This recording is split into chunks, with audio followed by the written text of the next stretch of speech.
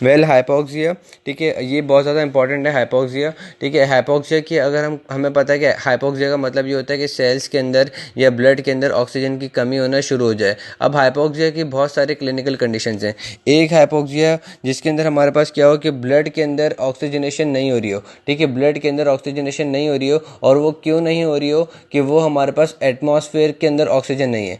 एक पहला हमारे पास हाइपोक्सिया के क्या टाइप है कि एटमॉस्फेरिक O2 जो है वो हमारे पास बहुत कम है। दूसरी हमारे पास हाइपोक्सिया की क्या टाइप है कि पल्मोनरी डैमेज हुआ हुआ है, यानी कि एयरवे ऑब्स्ट्रक्शन हुई हुई है, जिसकी वजह से ऑक्सीजन जो है वो है ना इंस्पायर नहीं हो पा रहा। या हमारे पास एल्वुलर मेम्ब्रेन जो है, या we can say respiratory membrane वो ख़राब है, जिसकी वजह से ऑक्सीजन जो है वो डिफ्यूज़ नहीं हो पा रही। ठीक है, उसके बाद जो हमारे पास तीसरी कैटेगरी आती है किसकी, वो ये हाइपोक्सिया की, वो ये है कि हमारे पास वीनस टू आर्टीरियल शंट हो जाए, यानी कि वीनस ब्लड जो है वो आर्टीरियल ब्लड में शामिल हो जाए, तो जिसकी वजह से क्या होगा कि आर्टीरियल ब्लड का ऑक्सीजन कंटेंट क्या होगा, डिक्रीज हो जाएगा। उसके बाद चौथी क्लासिफिकेशन हाइपोक्सिया की कौन सी आती है, वो आती है कि हमारे पास ब्लड जो है वो ऑक्सीजन को ट्रांसपोर्ट ना कर सके। ब्लड जो है वो क्या करे, वो ऑक्सीजन को ट्रांसपोर्ट ना कर सके। इसमें क्या होता है, वो मतलब कैसे ट्रांसपोर्ट नहीं कर सकेगा कि भाई हेमोग्लोबिन की कमी हो, एनीमिया हो जाए, एनीमिया हुआ हुआ हो, ठीक है, हेमोग्लोबिन की कमी हो, एनीमिया हुआ हुआ हो, ठीक है,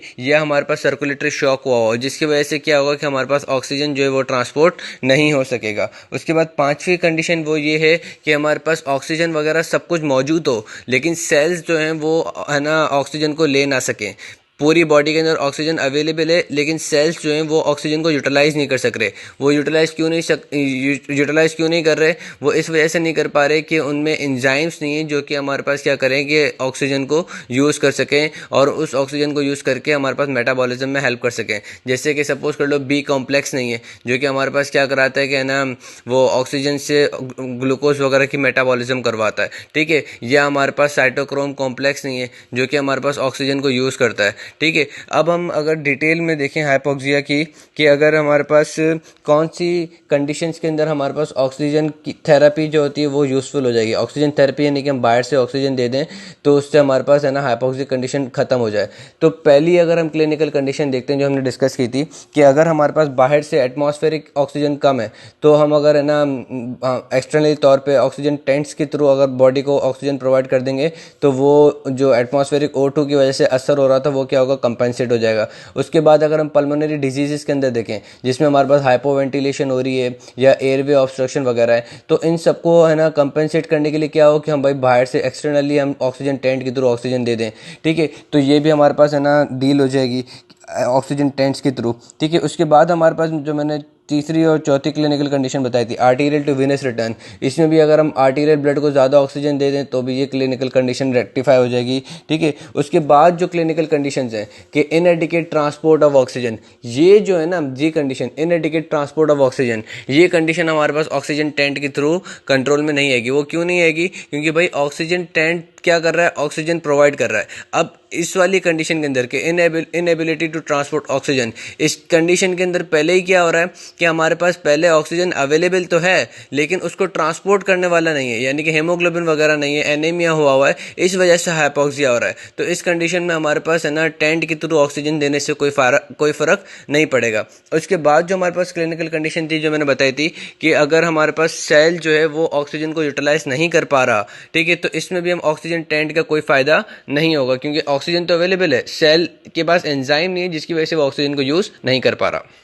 वेल लास्ट 2-3 क्लिनिकल्स रह गए हैं। एक रहता है हमारे पास साइनोसिस। साइनोसिस कहते हैं कि हमारे पास है ना जब आर्टीरियल ब्लड के अंदर हमारे पास डी ऑक्सीजनेटेड हीमोग्लोबिन बढ़ जाए, आर्टीरियल ब्लड के अंदर क्या हो डी ऑक्सीजनेटेड हीमोग्लोबिन बढ़ जाए, तो हमारे पास क्या होता है कि है ना ब्लड का कलर, आर्टीरियल ब्लड का कलर वैसे नॉर्मली रेड होता है, वो हमारे पास ब्लूइश या पर्पलिश होना शुरू हो जाएगा। ठीक है, तो इसका एक एमसीक्यूज भी आता है कि वो ये है कि वो मैं बताता हूँ। अच्छा, ये जो इसकी मतलब साइनोसिस होने के लिए जो क्लिनिकल इंपॉर्टेंस है यानी कि रिक्वायरमेंट जो डी ऑक्सीजनेटेड हेमोग्लोबिन की होनी चाहिए वो कितनी होनी चाहिए। ठीक है, यानी कि साइनोसिस होने के लिए हमारे पास कितना D oxygenated haemoglobin arterial blood में मौजूद हो, वो है हमारे पास 5 ग्राम। नॉर्मली हीमोग्लोबिन 100 मिलीलीटर में कितना होता है 15 ग्राम, लेकिन उस 15 ग्राम में से अगर 5 ग्राम हमारे पास डी ऑक्सीजनेटेड हो गया या रिड्यूस्ड हीमोग्लोबिन हो गया, रिड्यूस्ड हीमोग्लोबिन मीन्स कि हमारे पास है ना जिसमें से ऑक्सीजन निकली हुई है और H+ फॉस्फेटाइडिन गेन हुआ है,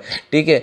तो अगर हमारे पास 5 ग्राम रिड्यूस्ड हीमोग्लोबिन मौजूद है या हमारे पास डीऑक्सीजनेटेड हीमोग्लोबिन मौजूद है, तो इट मीन्स कि हमारे पास आर्टीरियल ब्लड के अंदर साइनोसिस हो रही है, ठीक है। और साथ साथ में क्या होता है कि एनीमिक पेशेंट्स जो जिनमें एनीमिया हुआ होता है, उनमें हमारे पास कभी भी जो है वो साइनोसिस नहीं होगी, क्योंकि उसमें पहले हीमोग्लोबिन नहीं होता, तो घंटा जो है ना वो है ना डीऑक्सीजनेटेड होगा या हमारे पास रिड्यूस फॉर्म में होगा, ठीक है। तीसरी चीज़ ये कि पॉलीसीथीमिया वेरा के अंदर अगर हमारे पास है ना बहुत ज़्यादा चांसेस होते हैं कि हमारे पास डीऑक्सीजनेटेड या है ना रिड्यूस्ड हीमोग्लोबिन मौजूद हो। तो ये एमसीक्यू आया था कि polycythemia vera have more chances for getting है ना साइनोसिस देन एनेमिक पेशेंट्स, ठीक है। उसके बाद जो हमारे पास क्लिनिकल कंडीशन है वो है हाइपरकैप्निया। हाइपरकैप्निया का मतलब होता है कि इंक्रीज कार्बन डाइऑक्साइड कंडीशन, ठीक है। तो कभी कभार ये होता है कि है ना हाइपरकैप्निया जो है वो एसोसिएटेड होता है हाइपोक्सिया के साथ, यानी कि हमारे पास बॉडी के अंदर हाइपरकैप्निया भी हो रहा है, यानी कि इंक्रीज CO2 भी हो रहा है और साथ में हमारे पास डिक्रीज ऑक्सीजन भी हो रहा है,